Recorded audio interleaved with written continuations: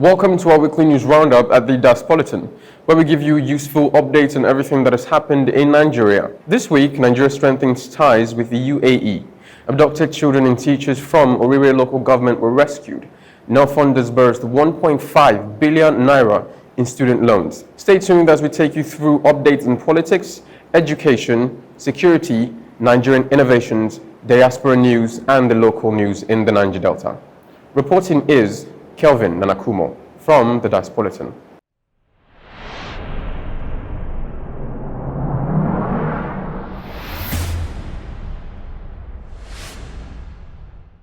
Welcome back. Let's get you started with updates on politics. President Tinubu deepens strategic bilateral ties with the UAE.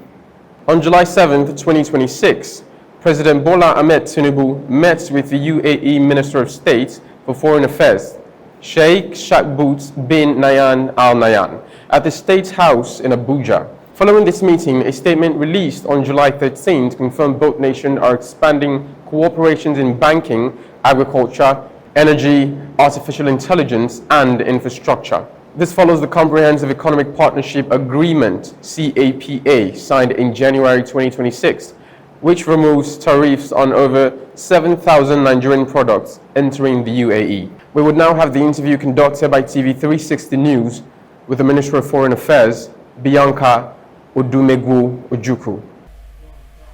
This is, of course, a working visit, a strategic meeting, and this speaks to the very warm and cordial relationships that exists between the UAE and the Federal Republic of Nigeria. Of course, Nigeria is keen to align with countries that have global influence, whose own aspirations also align with our own developmental agenda. The UAE has demonstrated great potential in mobilizing sovereign wealth, also in attracting global capital, and this very much aligns with our own developmental agenda. We're going to be expanding in areas such as agriculture, in energy, in industrialization, in infrastructure. Of course, we have an impending joint commission with the UAE, and this is a veritable platform to drive our own partnerships with the UAE across all of these sectors.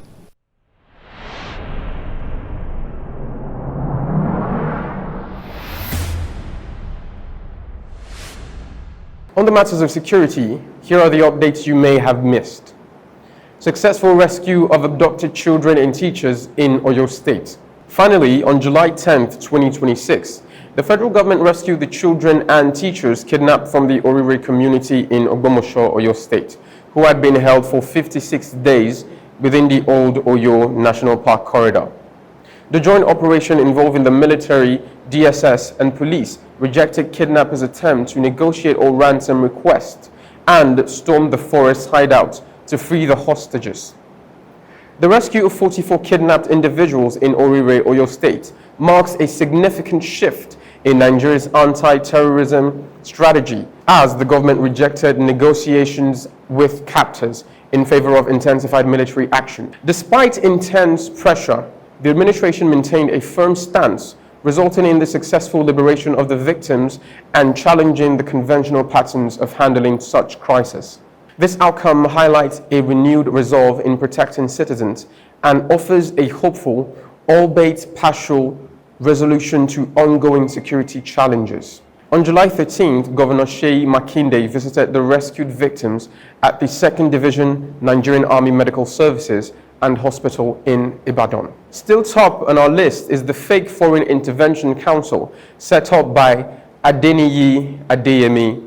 As of July 7th, President Tinubu directed the ICPC to conduct a 30-day investigation into the activities of a Presidential Foreign Intervention Promotion Council, following a State House statement issued on Monday by Bayo Onanuga, the Special Advisor to the President on Information and Strategy. According to Gbenga Adebamiwa on the Insight Lens, the directive followed the discovery that the so-called PFIPC was never established by the federal government and has no legal foundation, presidential approval, executive instrument, and other lawful basis for its existence. The presidency said one Adeniyi Adeyemi Matthew falsely presented himself as the Director General of the organization and claimed to be a presidential appointee. Police are set to arraign a principal suspect, Adeniyi Adeyemi, on Tuesday, July 14th.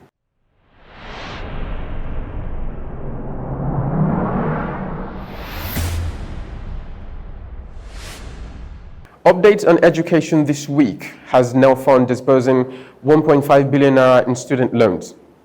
The educational sector has had its moment in the previous week, starting with the NELFUND student loan disbursement. On Thursday, July 9th, 2026, the Nigeria Education Loan Fund, NELFUND, announced the distribution of 1.5 billion naira to 6,129 students for the 2025-2026 session. The funds were sent to 3 institutions: Bola State in Ekiti State, 1.36 billion naira for 5,396 students; Sekiru Adetona College in Ogun, 104.5 million for 680 students; and Ondo State College of Nursing Sciences, 36.4 million for 53 students.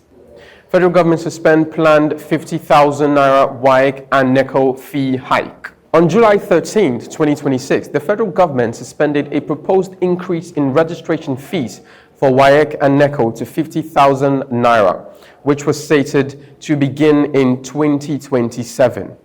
This decision followed a significant pushback from stakeholders who warned the increase would be unaffordable for average Nigerians. Moving on to the technological innovations in the educational sector. Ondo State sets mandatory deadline for digital learners' data upload. On July 10, 2026, the Ondo State Commissioner for Education, Professor Igbekele Ajibefun, set a July 14th deadline for all schools to upload student records to the Digital National Education Management Information System.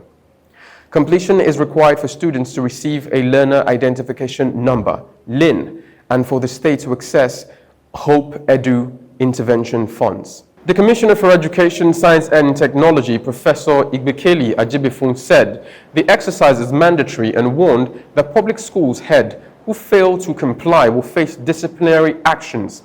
He added that private schools risk losing their operating licenses and being removed from the state's education database if they fail to meet the deadline. Federal Polytechnic, Nasarawa, upgraded to specialized university. On July 11, 2026, President Tinubu approved the upgrade of the Federal Polytechnic, Nasarawa, into the Federal University of Mining, Engineering and Technology to strengthen technical education and human capital.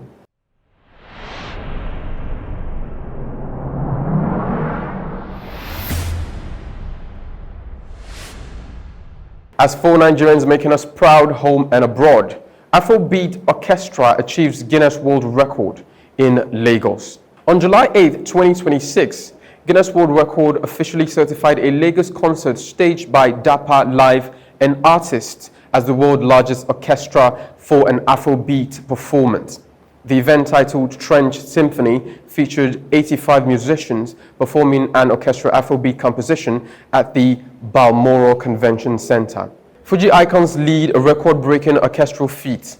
The Guinness World Record-settling Afrobeat Orchestra in Lagos featured performances by Fuji legends King Saheed Osupa and KS1 Malaika, blending traditional Fuji flavors with orchestral arrangements. Nigerian innovator Bakare wins Top Export Award in Canada. Reported on July 13, 2026, Nigerian entrepreneur Damilare Bakare and his company X Innovations won the Trade Accelerator Program Export Plan for the Year award in Alberta, Canada. The award recognized his AI wearable technology designed for health, fitness, and athlete performance monitoring.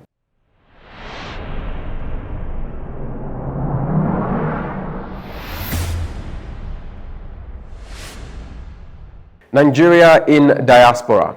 Regarding Nigerians outside Nigeria, UK reaffirms short-term visa requirement for Nigerians. On July 12, 2026, the UK Home Office reaffirmed that Nigerians visiting for tourism, family, or businesses for less than 6 months must continue to obtain a visa before travel.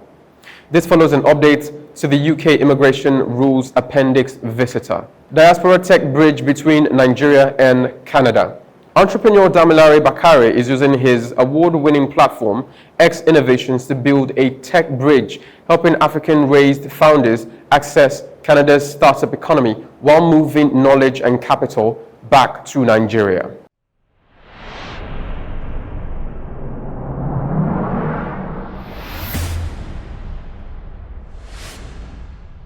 And for all other government developments around Nigeria. Nigeria's crude oil production hit 74-month high.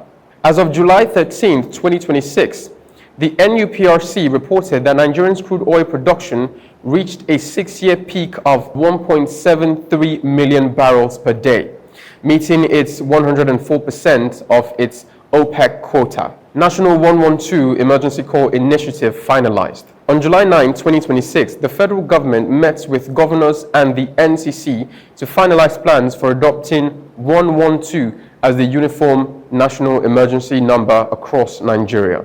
And that's it on today's news roundup. Stay connected and stay tuned as we bring in more specially curated updates on things happening in Nigeria and to Nigeria for Nigerians in and outside Nigeria. Reporting directly from Diaspolitan, I am Kelvin Nanakumo.